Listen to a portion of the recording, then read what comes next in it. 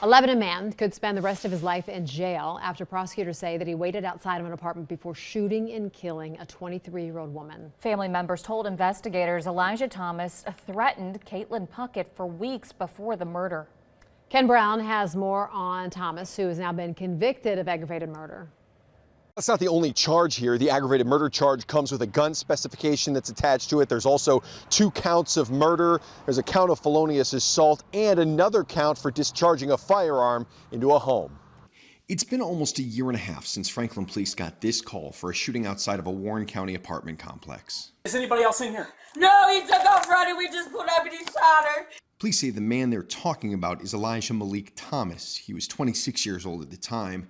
This is Thomas now, 28 years old, and in a jail jumper that he may have to wear for a long time after he was found guilty of murdering 23-year-old Katelyn Puckett. 2 children now don't have a mother and a father because he's going to be going to prison for a long time, hopefully life. We were walking into my apartment. As soon as I unlocked my door, he came around the corner with the gun. A release from the prosecutor's office says GPS data shows Elijah Thomas was sitting and waiting for about 30 minutes for Puckett to arrive back at a friend's house, a place she was staying to avoid Thomas, who had threatened her multiple times.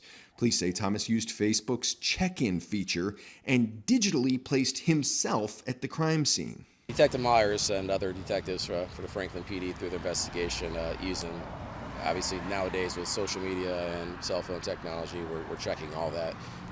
He apparently checked himself in about 30 minutes prior at the location of the crime. She lives in Hamilton. He stays at her apartment. He's been sending threats all day and he didn't know where I live. Somebody told him where I live.